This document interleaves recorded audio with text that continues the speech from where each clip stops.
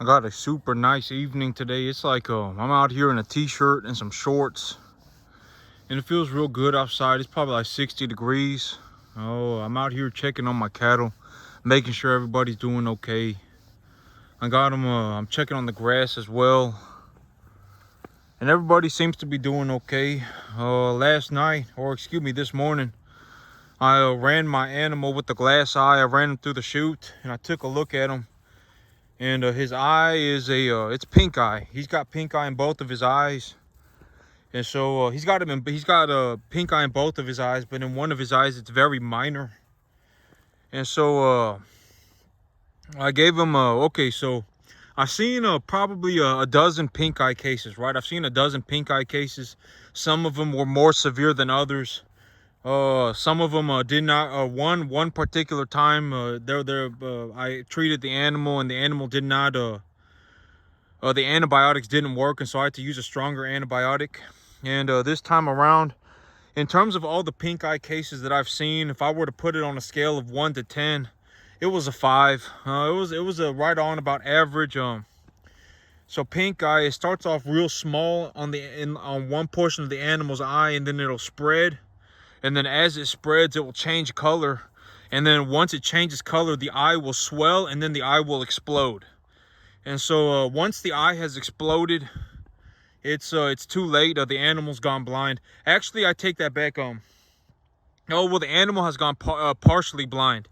At that point, if you even if you treat the animal and manage to treat the animal, it will just be too late to save the animal's vision 100%. I have had an animal, her eye exploded, but it partially ruptured. And so when I look at her eye as of right now, it has healed, but there is a significant amount of scar tissue on her eye, and I can tell that she can't see out of that portion of her eye. But I did manage to save her eye. She doesn't have a complete glass eye, but she does. I can tell that a portion of her eye has completely glassed over, or a portion of her eye has permanently been damaged. But if you take a look around, the grass is still doing very good. Oh, the grass is still doing very good. The weather's doing very good. The animals are all very fat. Oh, well, I mean, yeah, I mean, even if I had, 80 animals back here, they would not be able to eat all of this. And so right now, I only got like 30 animals on my field or something like that, 25, 30 animals. And if you take a look at my grass, it's still very good. It's still probably over a foot tall. Oh, but here's a flag leaf right here. I actually see one right here. But this is what a flag leaf looks like right here. This is it right here. So I've been seeing these every once in a while. I'll see them. But this is what a flag leaf is right here. It's got like this it's got a stem on it, and that's why they call it a flag leaf, right? Because it sticks up in the air like a flag. And I see another one right here. And so I am starting to see flag leaves emerge on my grass. Oh, here in about 2 months, even if the weather's good and everything, I'm gonna have to get rid of this grass. Because if this grass does start going to seed, the feed quality of the grass will decline significantly. And if it starts getting over 80 degrees in the afternoon on a regular basis, the grass will not metabolize anything anyway. And so the grass will stop growing anyway. And so here in about probably about 2 months, I'll have to get rid of this grass. But something very interesting happened to me today, and I figured I would just share it with y'all. But today I was going around and I actually saw somebody with a pretty decent field. I drive around all over the place, right? I go to a sale barn over there, I go to a sale barn over here. When I'm driving around, I'm taking a look around, and I saw somebody that I was like, oh, their field actually looks pretty good. Like this is somebody who's doing significantly objectively better than almost anybody that I've seen. And then when I realized that his grass is only about 25% as good as mine, and my grass is being grazed by like 4 animals per acre, 3 animals per acre, 24/7, and his grass is still only 25% as good as mine. But that puts my reality into perspective. And what I mean when I say if you succeed and I succeed, we've both succeeded. I'm just not going to hold anybody's hand, right? You know, because at the end of the day, it's like even if someone did manage to beat me, somebody was just objectively a better farmer than me, it wouldn't matter to me, right? At the end of the day, this is going to cost me $500 a month. And if I do a little bit better, right? If I do a little bit better, maybe I drop my cost to $350 a month. But even at $350, right? Let's say instead of $500 a month, I farm for $350 a month, right? That $150 is negligible. And so even if someone does manage to get better than me at farming, it doesn't really matter to me. This is what I've been trying to say for the whole time. That, you know, I sincerely would like to see more people succeed, right? But it takes a lot to succeed. I mean, if you do not stick to it for 15 hours a day for 15 years straight, you will not succeed. Because, you know, it just won't happen. Because, you know, it just won't. And I know that may I mean, I just got to be honest, right? It doesn't serve anybody any good for me to stand out here and say that everybody's going to make it, right? Oh man, look at this, and you know, everybody can do this. You know, if you just follow this simple 10-step program, right? Everyone can do this, right? Wrong. That's not how the world works, right? A lot of times it's a lot of things, right? It's a multi-dimensional situation. And so, you know, I was driving around today and I was taking a look around and I saw somebody and they had a pretty good field of grass. And I objected and I sat there and I remember for a moment, you know, before I was really thinking about anything, I was like, oh, this person's got a good field of grass. It's like, this is one of the better fields of grass that I've ever seen. And then I thought about it and I was like, man, but his grass is still about 25% of what mine is. And my grass is growing and my animals are, you know, I'm grazing this grass at almost 3 animals per acre. I'm grazing, you know, I got like 28 animals on this field. And my grass still looks like this. And this is an 8-acre field, right? 7-acre field. And so I've got almost 4 animals an acre. And my grass still looks like this. And look at how big my animals are. I would say that the average weight of my herd is probably close to 500 pounds. And so this is what I mean by, you know, at a certain point, well, in my life, I can make as much money as I want, right? And at the end of the day, if I do make money, that's a very good thing because there is a direct correlation between how much money's in my bank account and how much food I produce. And it's very important for people to produce food, right? I mean, look at how big my animals are, right? I mean, this is one of the animals that are going to be going to market here pretty soon. Her right there. And so it's very important that I succeed, right? It's very important. It's very important that I succeed because when I succeed, others benefit, right? The world benefits when I succeed.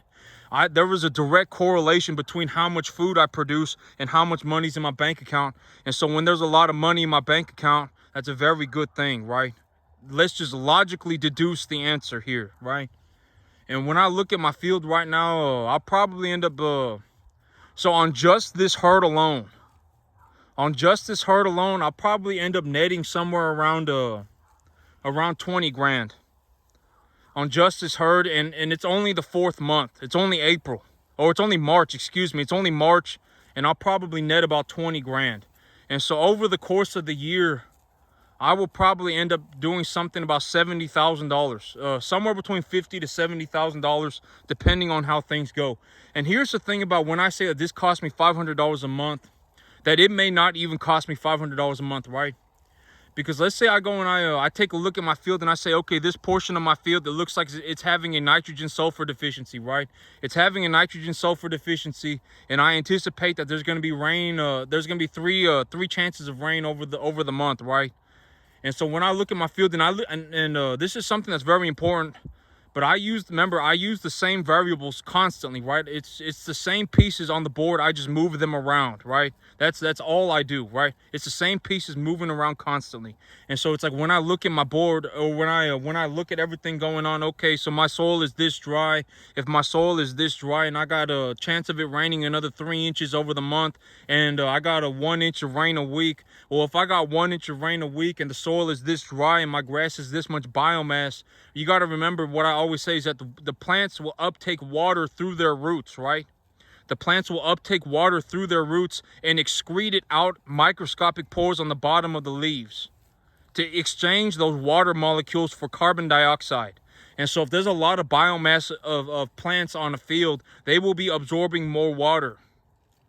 And so like when I look at my field and I say, okay, my biomass is at this level, you know, I got this much rain coming in, you know, and my soil is this dry. Even if I do have a potassium deficiency, or even if I do anticipate a potassium deficiency, I can't do anything about that as of right now, right? And so boom, that piece is off the board because the soil is too dry. You know, if there is not any method of moving the positively charged fertilizer through the negatively charged soil, the fertilizer itself will bind to the soil. And so, you know, if the soil is this dry and I anticipate that I'm going to get 1 inch of rain, and for me to have vertical movement of positively charged, or if there is to be physical movement of positively charged fertilizer through my soil, I would anticipate that I need at least 2.5 inches of rain consecutively over 3 days. I would need at least, that is what I would, that is the numbers that I would need, right? I would need 2.5 inches of rain over the next 3 days in a row for this soil to be hydrated to a point where things will start sinking into the soil. And so if I do not anticipate that there can be any sort of vertical movement of a physical movement of positively charged fertilizers through my soil, then there is not any reason for me to put positively charged fertilizer on my soil. Because if I put positively charged fertilizer on my soil and my soil is this dry and it does not hydrate, it does not saturate to the point where particles will physically start to sink into the soil, the fertilizer itself will not get it to come into contact with the plant root. And the plant, if it does not come in contact with the plant root, then the plant material cannot absorb it. And so, you know, when I look at, okay, so this is a very good point. When I look at my field, there is only a limited number of moves that would increase my strategic position. So when I look at my field, it's like, you know, what am I looking to accomplish, right?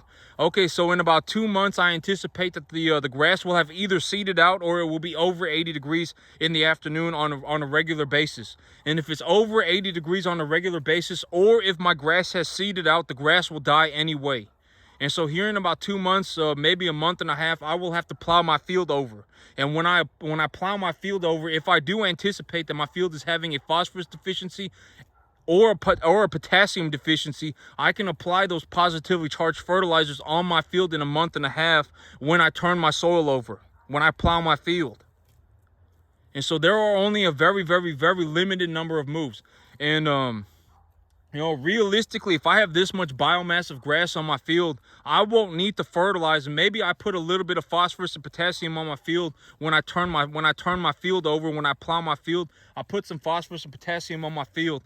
But other than that, you know, realistically, well, I mean, okay, so I forgot to include the price of the corn because I feed these animals. But the thing about corn is that, okay, so the whole idea of feeding these animals a grain supplement is when I look at the totality of their diet, how do I need to formulate their diet so that they have optimal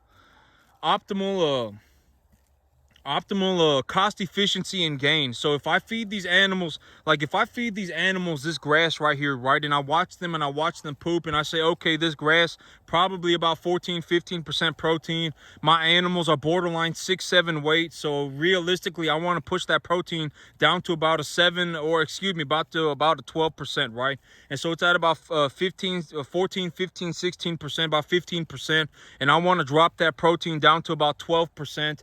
And if these animals, if I want them at a body conditioning score of 6 to 7 by the time that they're 750, I would like to have them at a body conditioning score of 6 to 7.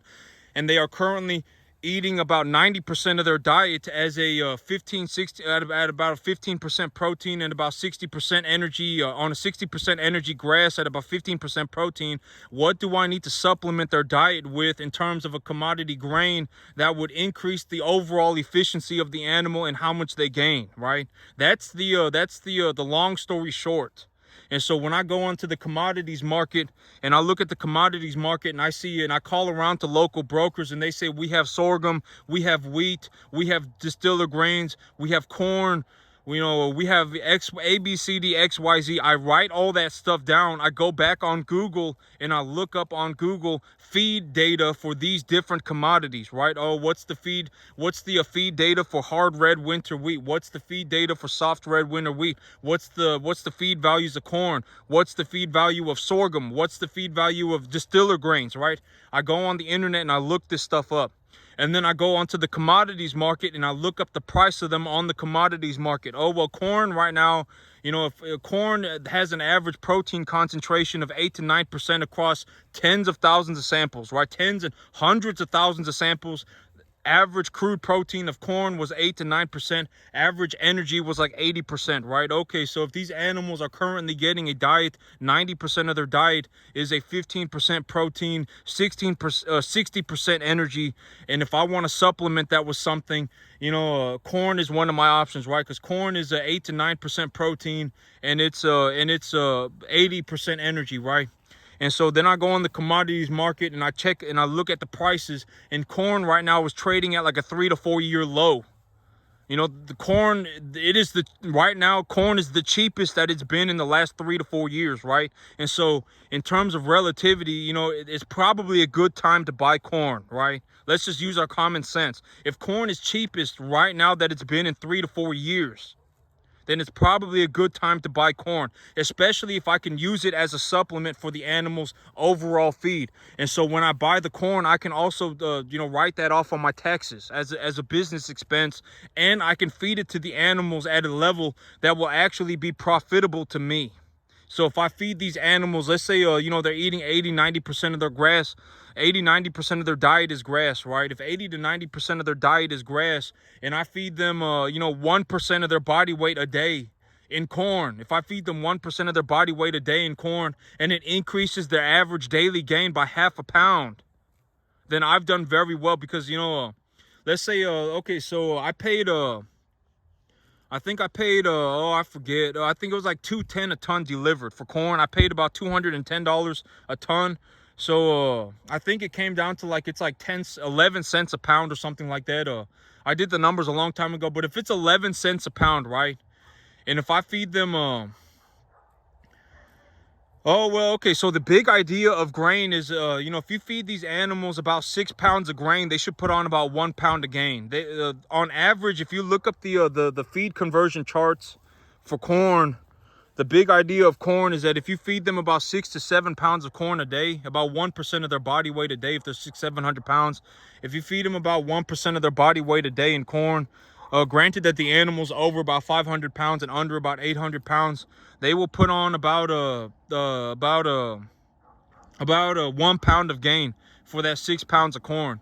And so if I have a 1 to 1.5 type medium large frame animal and the feeder cattle market is trading at 250, if the feeder cattle market is trading at 250, 260, if the feeder cattle market is trading at 260, and I put 1 pound of gain on the animal and it costs me, and let's say I feed them 6 pounds of corn. If I feed them 6 pounds of corn, that costs me about 70 cents, and I put 1 pound of gain on the animal, that pound is valued at like $2. And so if I feed them corn, I can actually make money feeding them corn. So it's actually a positive return. So that's the big idea. And this is also what I mean by the time you're actually trying to get to this, like the more money you look to make, the harder things become, and it's an exponential scale. It is not a linear scale. Like if you actually try and do what I do, like you're gonna go and you're gonna work 6 jobs by yourself, and you're gonna work 15 hours a day, and if that is genuine, like if you are legitimately gonna look to do what I do, you got to understand that the difficulty is on an exponential scale. Exponential, like, I mean, if you were just gonna grow hay, and I'm not saying this to make people feel bad about themselves, right? Because a lot of people, they don't know, but they y'all, I started recording on the 14th year. My first 14 years, y'all didn't even know that I existed. Y'all didn't see what I had to go through my first 14 years. I didn't get paid hardly anything my first 14 years. And I still stuck to it. And so, this is a very, very, very good, y'all didn't even get to see what I was doing for the first 14 years of my farming life. This is my 15th year. and I didn't make any money until about my 14th year. And so, you know, and y'all may be sitting around going, oh, whatever, right? But I mean, the work speaks for itself, right? I mean, you know, this does not happen overnight. It does not happen over the course of a year. It does not happen over the course of 1 year, 2 years, 3 years. And and if you do not work minimum 10 hours a day, every single day, you know, because it may sound crazy, but you know, I promise you, I've been like this for like as long as I know. I've worked 15 hours a day, legitimately. For as long as I know, I've worked 15 hours a day. And so, and I'm just gonna be honest. And if we're gonna really take a look at it, the guy who made it is gonna know how to make it, right? And at this point in time, I have the capacity to make an infinite amount of money. I can make as much money as I want. And if somebody genuinely beat me at farming, it wouldn't be to such a degree that it would make me irrelevant. You know, because let's say like someone finds someone just pushes out the last little bit of efficiency out of a farm. And let's say for me, it costs me about $500 a month to run about 100 cattle, right? It costs me about $500 a month. For $500 a month, I'm able to grow about 5,000 pounds of beef per acre, right? And let's say someone does beat me, right? Let's say that someone does turn out to be a better farmer than me objectively. You know, whether we objectively look at it by the amount of money that they're making, the amount of beef that they are growing per acre, something, right? Like we would have to objectively decide on what the standards were going to be for this whatever it is, right?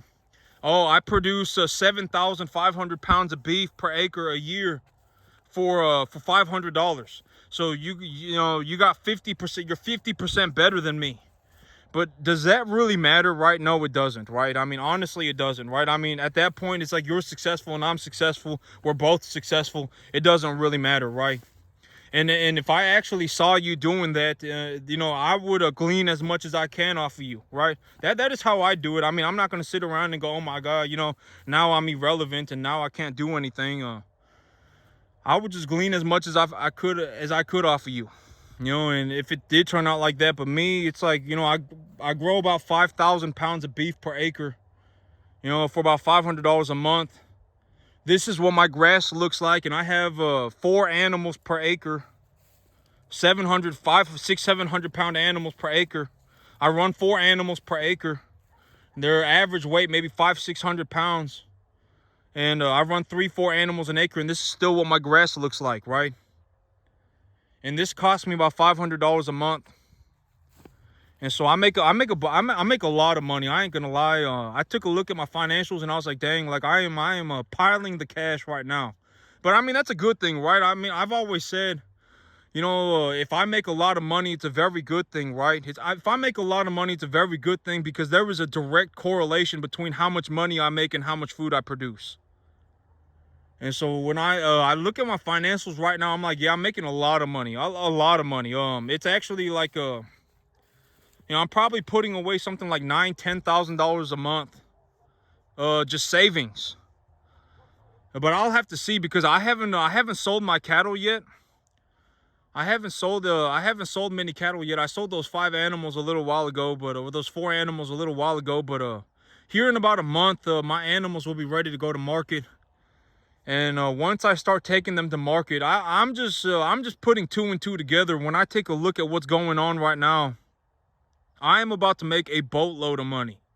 I don't even know how much money, but it's going to be a lot. You know, I would anticipate that over the next 3 months, I probably put something like $30,000 away into my bank account after I've paid for everything. So after I've paid for everything, I'll probably still put about $30,000 away. That is how much I would anticipate. I'm probably doing something like $9,000-$10,000 a month right now of excess income. If I just had to, you know, well, but I'm gonna have to see, right? I'm gonna have to take my animals to the market, but I'm just gonna say my animals look very good right now. My animals look very good. They're conditioning 6 to 7, you know, body weight maybe at about 700 pounds. My bigger animals, they're maybe about 650 right now. Here in about 2 weeks, they'll be about 700 pounds. They'll be at a body conditioning score of about a 7, and they're 1 to 1.5 type medium large frame animals. And so and the feeder cattle market is sitting at about 255, 260. And so when I just take a look at what's going on, and I just make my best estimate, I would just say I'm gonna make a lot of money. Oh, I may end up putting something like $30,000 away into my bank account over the next 3 months, and that's after I've paid for everything. And the big idea of my farm is that if my grass is going up in a vertical line, my bank account is going up in a vertical line. And today, it was actually an interesting experience. I was like, I don't know how to feel about this, because I was actually driving around and I saw somebody and I was like, oh yeah, their grass looks good. Like their grass looks better than almost any other field that I've seen. Genuinely, and I'm not saying this to sound like a horrible person or whatever it may be. I'm not, when I was driving around and I saw this person's field, I wasn't really thinking. And I saw their field and I was like, wow, their grass looks better than most people's grass that I've seen. And then it sunk in. I actually had a few seconds to think about what I was thinking about, and I was like, dang, but their grass is still only about maybe 20% of what my grass is. And my grass is being grazed by 4 animals an acre, 24/7. And so realistically, like, that person may only be accomplishing about 5% of what I'm accomplishing.